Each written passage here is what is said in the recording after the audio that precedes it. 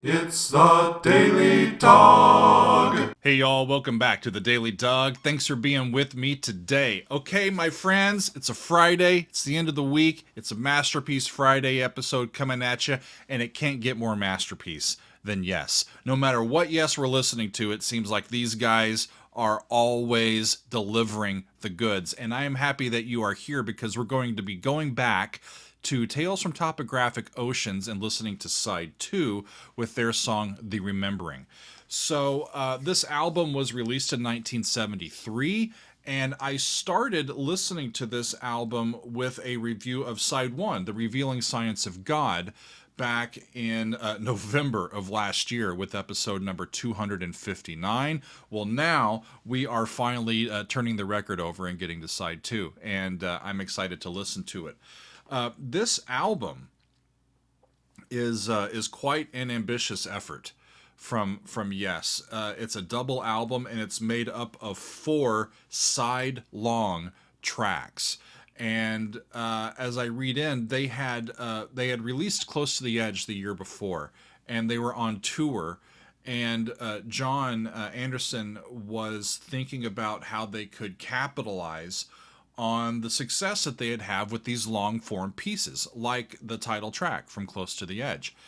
And he, at that time, was engrossed with this idea of producing this 4-part sort of epic concept album based on 4 Hindu texts. And he was reading a book called The Autobiography of a Yogi by, and I'm going to mess up this name, Paramahansa Yogananda, which included an outline of 4 bodies of Hindu texts named Shastras. And these Shastras act as comprehensive treatises that touch on disparate aspects of religious and social life. And John was talking with Steve Howe about it, and Steve took an interest in this concept, and so they started working together to build the lyrical and melodic and harmonic underpinnings of the work, of the concept. And the rest of the band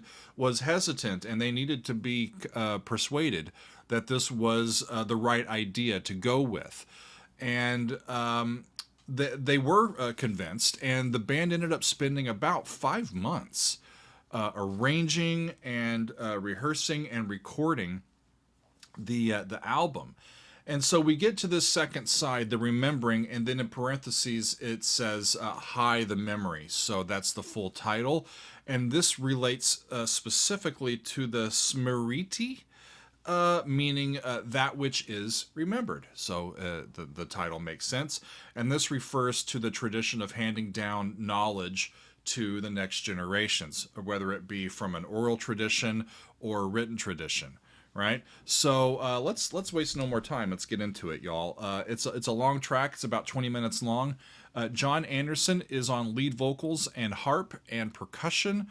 Chris Squire is on the bass and backing vocals, and I read that he plays a fretless bass on this particular track. Steve Howe is on the electric guitar and on the acoustic guitar. He also plays the electric sitar and the lute, and also does backing vocals. Rick Wakeman is on the keyboards, and Alan White is on the drums and percussion. And this was the first album to feature Alan after Bill Bruford had left the band the previous year. So let's get to it, y'all. I am listening to the studio version of this. This is the 2003 remastered studio version of this track. So let's take a listen. The Remembering, Hi the Memory by Yes. Here we go.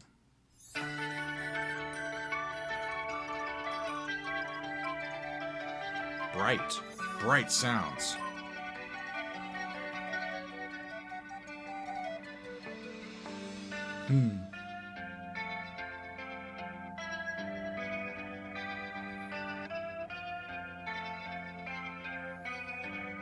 Kind of turned minor. I heard D major at the beginning, but this is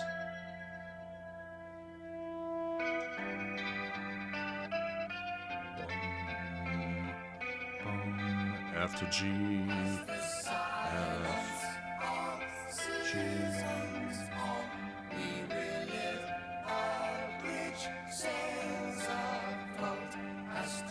which is like, sounds like 4 to 5, right? No tonic chord, a subdominant to a dominant.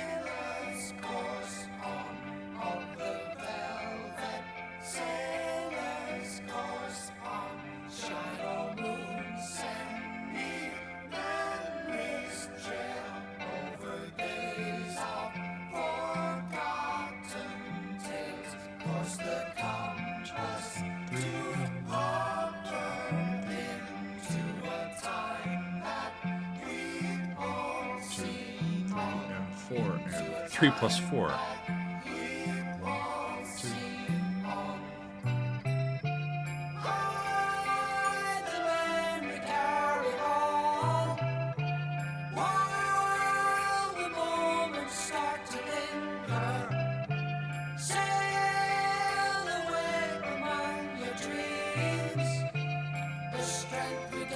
Hide the memory, carry on, while the moments start to linger, sail away among your dreams. The strength regains us in between our time. There goes John again with his lyrics. The music is interesting though. It's like, we still haven't gotten a tonic chord. It's like an ebb and flow with no home base.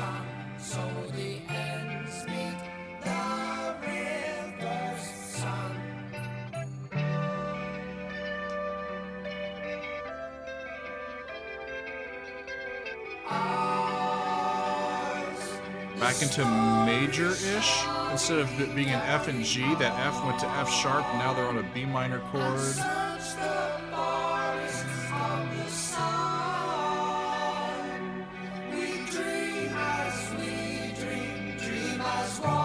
And I do think very well that the song might take you silently to you tell me the song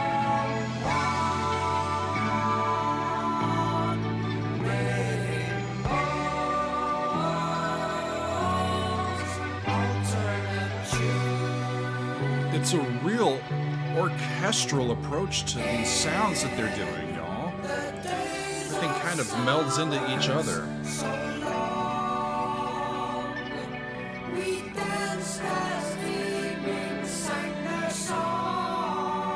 So they're remembering certain things. In the days of summer so long, we danced as evening sang their song. And I do feel very well that the evenings take you silently.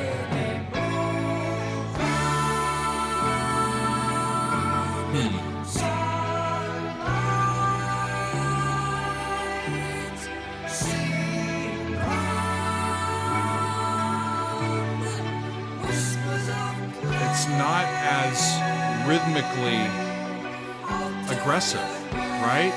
There's an expansiveness to it. It still sounds like yes. It's interesting we've been going this long and there's virtually no percussion.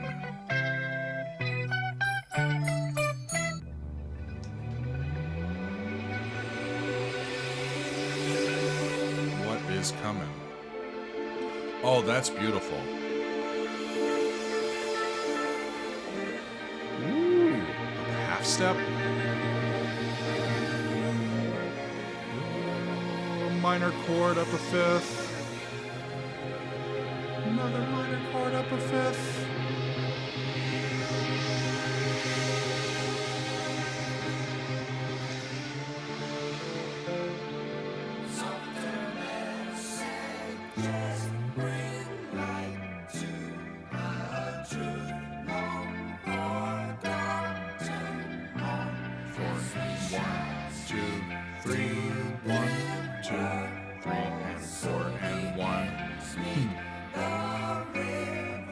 Back to those sort of F's and G's.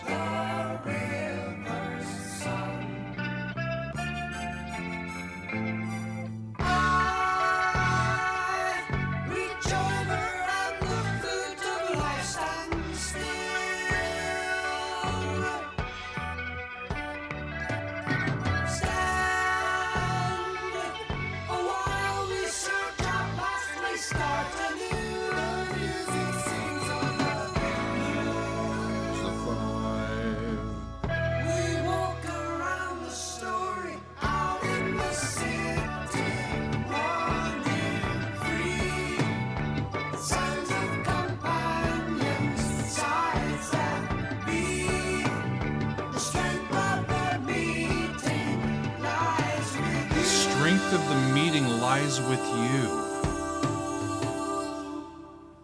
Wait all the more we got. I'm engrossed by this, y'all. The school gates remind us of our class. It's not your typical rock song, right? Something completely different.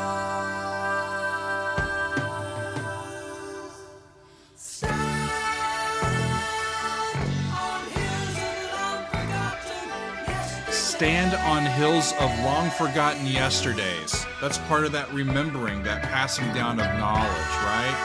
Pass amongst your memories told returning ways.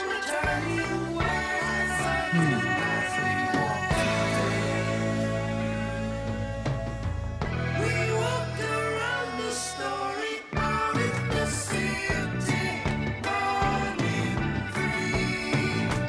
Days pass as seconds turn. Don't hire me to be the clapper on this. Get the rhythm wrong. Lies with you.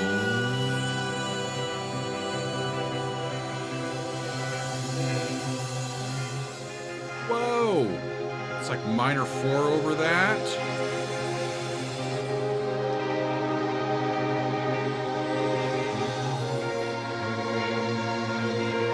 Moves down a step.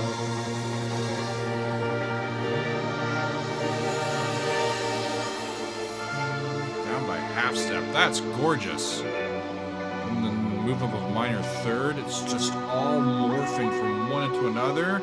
Here comes some synth.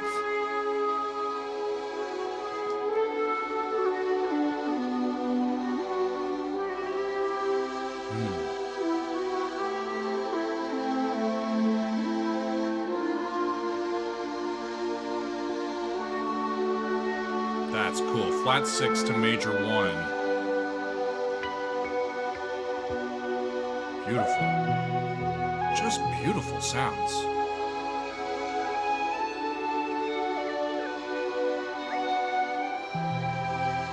It's almost like flat 7.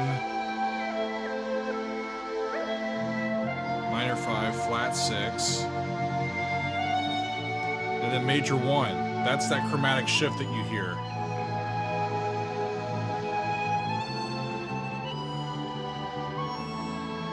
Flat 6, flat 7, 1, but that's not in the key that we were in.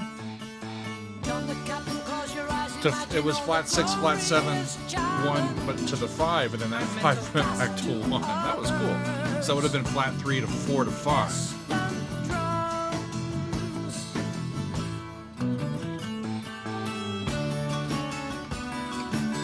Love the acoustic guitar.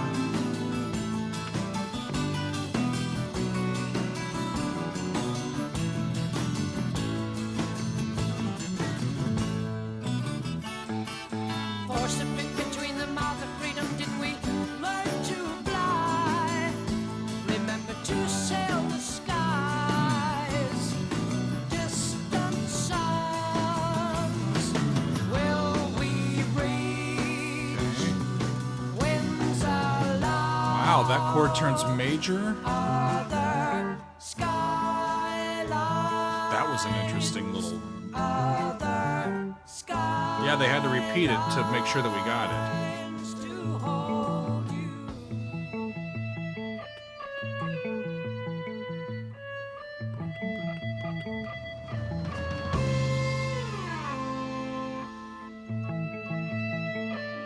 There's a real symphonic sensibility to this that I haven't really heard in their other pieces. Oh, now they introduced us to the relayer. I thought that was the next album.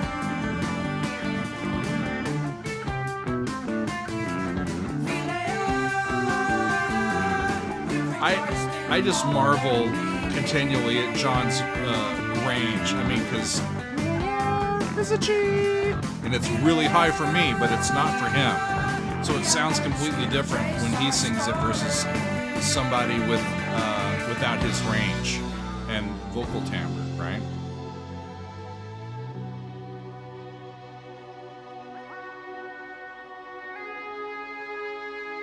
Up a step.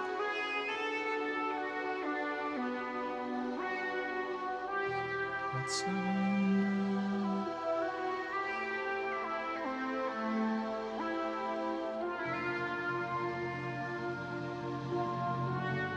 There's that flat 6 to major 1. It's the F natural turning to F sharp is the real chromatic thing that I hear. And it lands on that A. Is it 5 still? Like a dream of all our Yes. lives are only lost So they're back into D. changes. We relive in seagulls' pages. Outward ways.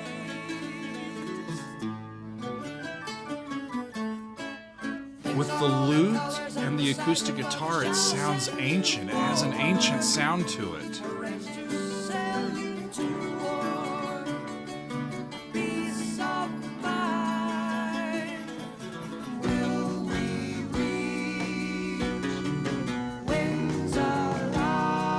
Major.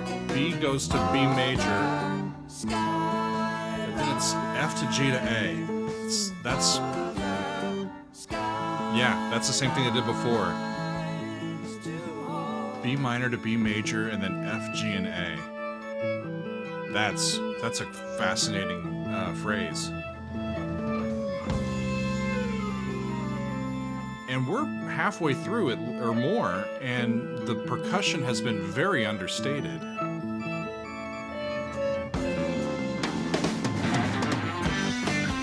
As I do that.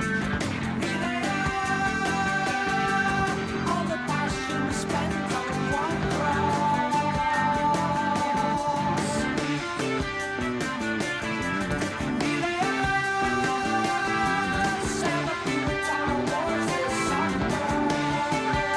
So the relayer is the one passing down the knowledge that we can then remember or learn for the first time and be included in this institutional knowledge, right?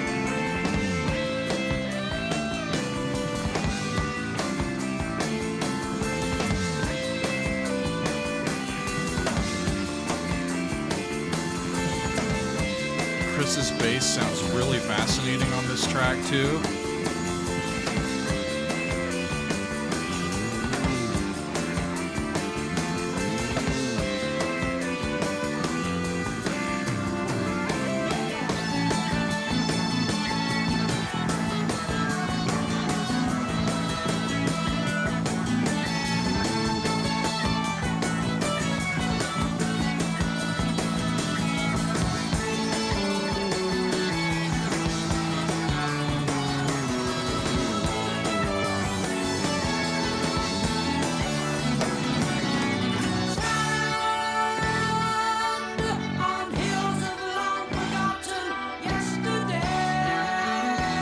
Symphonically, that was like a retransition orchestrally back into what they were doing before.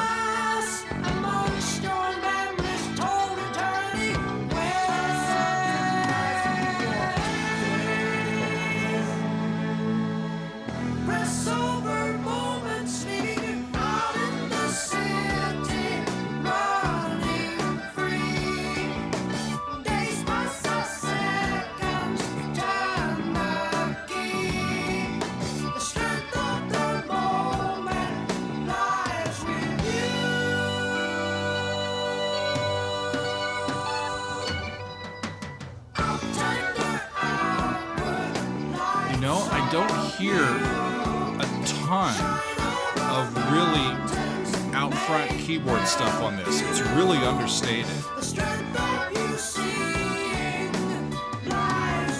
And hang on a sec. I'm going to stop it. I don't normally do that for these longer tunes, but I'm just thinking about Rick and his place in the band here, and his keyboard passages here, I think, represent or are meant to represent the sea of our own minds, right? If we're talking about the oceans and the remembering and institutional knowledge and all this sort of stuff. But as I read in, Rick was not largely happy with the music and the elaborate production on the album, and and it would lead to him resigning from the band. Pretty soon after they were done with this album, he would not play on the next album. He was replaced by Patrick Moraz. I really like the way that the keyboard is being used here. It's really, like I said, it's got a symphonic sensibility to it that I haven't specifically heard from them quite like this before, and I think that has something to do with it. I'm not sure how it's going to go for the rest of the tune, but let's find out. Let's keep going. Here we go.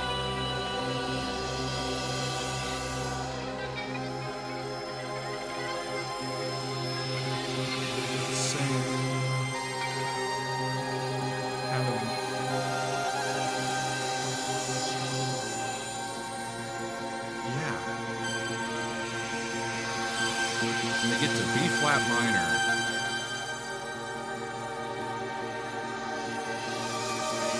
This goes like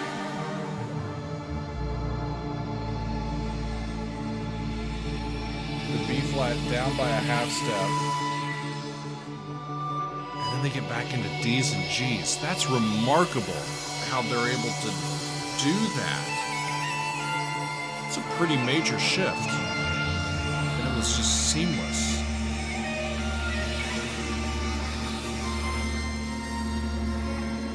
It's borrowing chords from both the major side of the scale and the minor side of the scale and how they interact with each other. That's...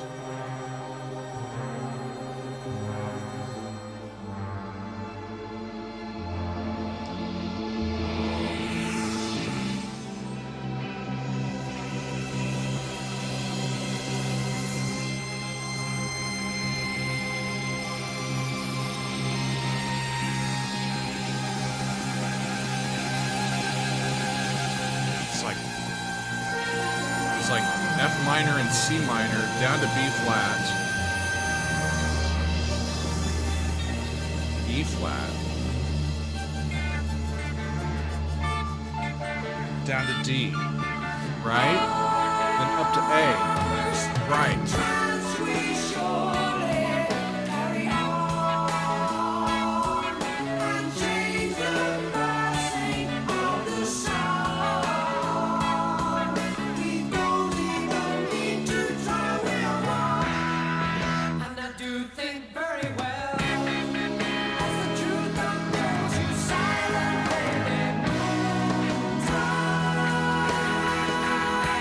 I do think very well as the truth unfolds, you silently, they move time, rainbows, sunlight, alternate tune.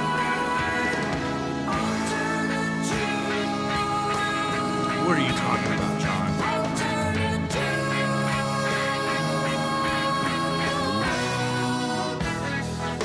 And they land in E major. For the first time in the entire song. Listen how bright it is.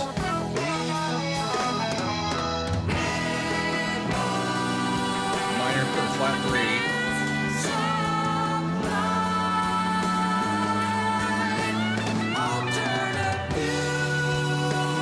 It's just amazing.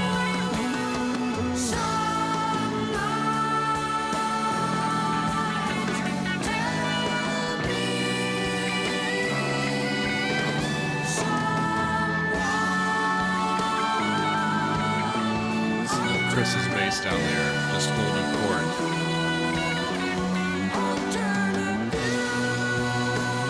Alternate view.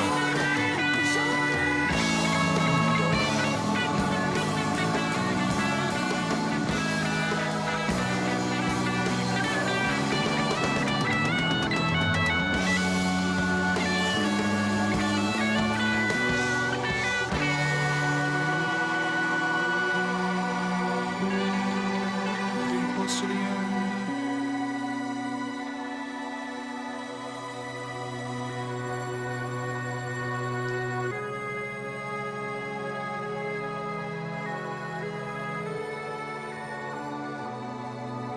Okay. All of those chromatic thirds that they're doing.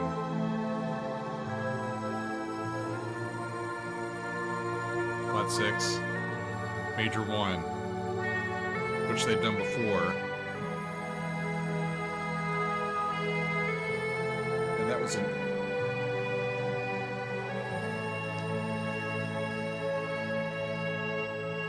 And then they land on A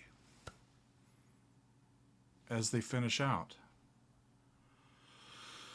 Whew. That's a beautiful piece of music, friends. It really, really is. I wasn't expecting, like I said, something so symphonic, orchestral. What do I mean by that? When you've got a rock band, you've got a lot of color available to you in your instruments that do not remind the listener of symphonic things.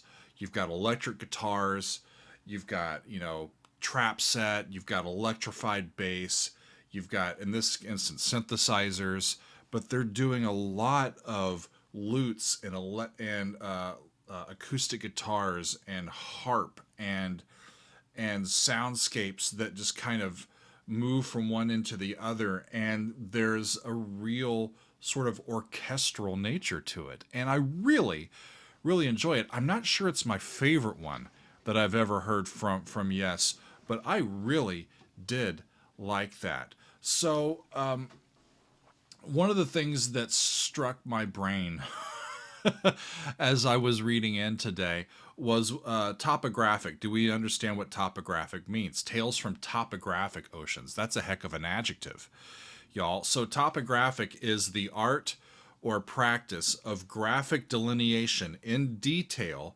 usually on maps or charts of natural and man-made features of a place or a region, especially in a way to show their relative positions and elevations. So at its core, something being topographic is a graphic representation of an area that reveals more detail, right? And therefore more embedded meaning. And that's where I think that it connects to all of what's going on here. In our case, topographic oceans becomes an interesting play on words because oceans are made of water and they don't have topographic surfaces because the surface is water, right? It's fluid. But they do have topography that can help us better understand our oceans themselves if we just look under the hood and dig a little deeper, because there is topography underneath it, right? And I think that is what John and the band are trying to do with this particular album, plumb the depths, so to speak, of this philosophy and see what hidden and emergent truths they can interact with, what truths become apparent when you go through the process of pondering this, of thinking on it, of spending time on this sort of idea. And so in this way, I think a topographic ocean simply becomes a metaphor for the mind's eye, for our own curiosity. And we can then sort of set sail into a voyage of sorts, of memories, of reverie, of reflection. And if we have a sort of a meditative state of mind, we can seek revelations and conclusions and understanding. And I think in the end, we can only be successful in doing this if we take the time to be open-minded and to wonder and to imagine, to think and to ponder. There's a spot in this. Now, there's a lot of lyrics. Can I find it? Yeah, the strength of you seeing lies with you, right? So it becomes on us to to take the time to be open-minded, right? To use our imaginations and to seek these deeper understandings. And if we can do that, and a piece like this might help, right? That was a quick 20 minutes, right? You almost lose time as you're just caught up in the in the sounds of this band, and it's a magical thing. It really, really is. Wonderful. It makes me want to get right to side 3 and to side 4, but I'll save that for another time. And because, you know, I want to make sure that this one gets its due. The Remembering, side 2. I almost didn't go in order, but I'm glad that I did, because this has been a lot of fun and revealing to listen to, and I thank all of you for hanging out with me. The Remembering from Tales from Topographic Oceans by Yes, released in 1973, still providing some great just sounds for us to live with, and lyrics and a point of view to ponder, and we can only be made better by it, I think. So thanks to all of you for hanging out with me today. We've got more coming up next week, and I will see you then on another edition of The Daily Doug.